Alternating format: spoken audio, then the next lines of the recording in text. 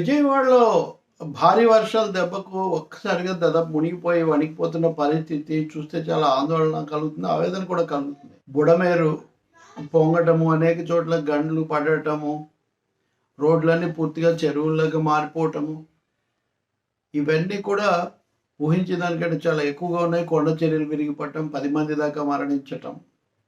కొండ చర్యల సమస్య ఎప్పుడు ఉంటుంది విజయవాడలో. దుర్గమ్మ కొండ దగ్గర కూడా పడ్డాయి. ఇదంతా ఒక ఎత్తు, కానీ ఇది ఊహించారా ఈ స్థాయిలో అన్నది మటుకు సందేహమే.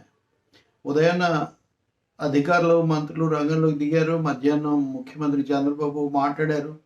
ప్రాణ నష్టం తగ్గించడానికి, ప్రాణ నష్టం లేకుండా చేయడానికి మేము ఎక్కువ ప్రాధాన్యత ఇచ్చాము అన్నారు. అది మంచి విషయమే, కానీ బుడమేరు 20 ఏళ్ళుగా పొంగలేదు కాబట్టి, వరద రాలేదు కాబట్టి ఆ ముంపు ఇంతగా ఊహించలేదు. లేకపోతే భారీ వర్షాలు ఇవి అనగానే బుడమేరు గురించి విజయవాడలో పరిసరాల్లో సింగనగర్ అక్కడ అంతా కూడా జాగ్రత్త పడడం జరుగుతూ ఉండేది. ఇప్పుడు ఖచ్చితంగా అధికారులు ఏం చర్యలు తీసుకున్నారు, తీసుకోలేదు, ఇదంతా ఒక ఎత్తు. కానీ అక్కడ పడవలు సిద్ధం చేయడం అనండి, లేదా సిఆర్పిఎఫ్ ఈ డిజాస్టర్ రిలీఫ్ వాళ్ళను చేయటం అనండి, ఇట్లాంటివి మటుకు ఈరోజు రంగంలోకి వచ్చినట్టున్నారు. వాళ్ళు చేసిన దానికి మనం వాళ్ళకి ధన్యవాదాలు చెప్పాలి. అదే సమయంలో మరింత అప్రమత్తంగా ఉండాలి. ఆ అవసరాన్ని మటుకు ఇది సూచిస్తుంది. చాలా రైళ్లు రద్దయ్యాయి. తుఫాను తీరదడ్డం ఇట్లాంటివన్నీ వింటున్నా కానీ ఎందుకు ఇంకా కొంచెం మరింత అప్రమత్తంగా ఉండలేదు అనే ఒక సందేహం అయితే కలుగుతుంది. ప్రకాశం బ్యారేజ్ కూడా బాగా పూర్తిగా ఇప్పటికే 7,40,000 క్యూసెక్కుల నీళ్లు విడుదలయ్యాయి అంటారు. 9 లక్షల దాకా పోవచ్చు అంటారు, మరి అయితే తెలియదు. దీనివల్ల ప్రజలు విపరీతమైన కష్ట నష్టాలకు గురయ్యారు. విజయవాడలో 25 ఏళ్ల నివాసిగా, అలాగే ఇలాంటి 1977 దివిసీమ ఉప్పెన్ దగ్గర నుంచి వీటన్నిటిని చూసినటువంటి వ్యక్తిగా చాలా తీవ్ర స్థాయిలోనే వచ్చిందని మనం చెప్పక తప్పదు. నేను అయితే అక్కడ ఆ స్థాయిలో చూడలేదు. 25-30 ఏళ్లలో లేదు ఎప్పుడు అని చెప్తున్నారు. కాబట్టి అంత అనూహ్యంగా వచ్చినప్పుడు ఆ సమస్యలు కూడా చాలా ఎక్కువగా ఉంటాయి. కానీ సన్నద్ధత అనేది కొంచెం మేలు చేస్తుంది. ఇప్పటికైనా కానీ వాటిని అందుకోవడానికి, అలాగే ప్రజల యొక్క బాధలను తగ్గించడానికి పూర్తిగా ఇప్పుడు పోవట్లేమని నీళ్ళన్నీ పోవాలి. దాని మీద కంటే కూడా విజయవాడలో ఇప్పుడు చర్చ, ఆంధ్రప్రదేశ్లో అమరావతి మునిగిపోయిందా లేదా, లేదా చంద్రబాబు ఇంటికి నీళ్లు మునిగిపోతుందా లేదా, ఈ చర్చలు వస్తున్నాయి. ఏది మునిగిపోతుందని మనం కోరుకుందాం. నీళ్లు వస్తే ఎవరు ఏమీ చేయగలిగింది కూడా ఏమీ లేదు. ఆ రాజకీయ చర్చకి సందర్భం కాదు కదా. ముందు అసలు ప్రజలను ఆదుకోవటం అనేది ఇక్కడ చాలా ముఖ్యం. వైసీపీ వాళ్ళు అప్పుడే వాళ్ళు ప్రభుత్వం విఫలమైంది ఇవన్నీ వాళ్ళు మాట్లాడారు.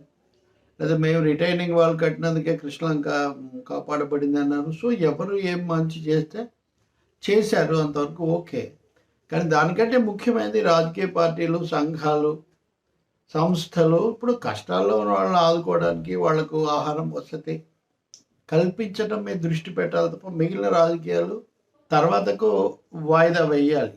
భారీ వర్షాలు వస్తాయి అనేది ఊహిస్తున్నప్పటికీ కూడా ఊహించిన దానికంటే ఎక్కువగా వచ్చాయి. ఊహించిన దానికంటే ఎక్కువగా వచ్చినప్పుడు తప్పకుండా అంతకుముందు చేసిన సన్నాహాలు సరిపోవు అనేది అర్థమవుతుంది. ఆ దిశలో ఇప్పుడు భవిష్యత్తులో ఇంకేం చర్యలు తీసుకుంటారు. ఇంకొకటి, రాజకీయంగా సమర్థించుకోవడానికి, వాదించుకోవడానికి ఈ సందర్భాన్ని నేను ఎంచుకోవాల్సిన అవసరం లేదు. ఎప్పుడు అయినా కానీ ఒక్కసారిగా ప్రకృతి వైపరీత్యాలు, ఈ వర్షాలు, వరదలు ఇలాంటివి వచ్చినప్పుడు ముందు సహాయ కార్యక్రమాలకు దిగిపోవాలి. తర్వాత ఇవన్నీ మాట్లాడుకోవడానికి మనకు సమయం ఉంటుంది. విమర్శలు వస్తాయి, ప్రజలు బాధల్లో ఉన్నప్పుడు చెప్తారు, ఎవరు రాలేదు ఇట్లాంటివి చెప్తారు. తప్పకుండా ముందు అంటే పడవలు హెచ్చరికలు చేయడము, ఖాళీ చేయించడం ఇట్లాంటివి ఎక్కువగా జరుగుతాయి. అంతగా జరగలేదు అని చెప్తున్నారు. ఏదైనా మళ్ళీ ఇప్పుడు సాయంత్రానికి చూస్తే కొంచెం రోడ్లు కొంచెం నీళ్లు ఖాళీ అయినట్టు కనిపిస్తుంది. మళ్ళీ వర్షం బాగా వస్తుంది అని కొన్ని అంచనాలు. కాకపోతే మంచిది. ఇంక ఈ గండ్లు పడినవి ఇవన్నీ బాగు చేయడానికి సమయం పడుతుంది. రైళ్లు రద్దు అయ్యాయి. తర్వాత ఇవన్నీ వచ్చినప్పుడు నిత్యావసరాలు, సరుకులు, ఆహార పదార్థాలు, వీటికి సంబంధించిన ఇబ్బందులు కూడా ఏర్పడతాయి. రాజకీయాలు పక్కన పెట్టి ముందు ఆ బాధితులను ఆదుకోవటం, కష్టాల్లో ఉన్న వాళ్లకు తక్షణం సహాయం అందించటం అన్నది ఏకైక సూత్రంగా పనిచేయాలి. రెస్ట్ క్యాన్ వెయిట్, మిగిలినవి తర్వాత చూసుకోవచ్చు.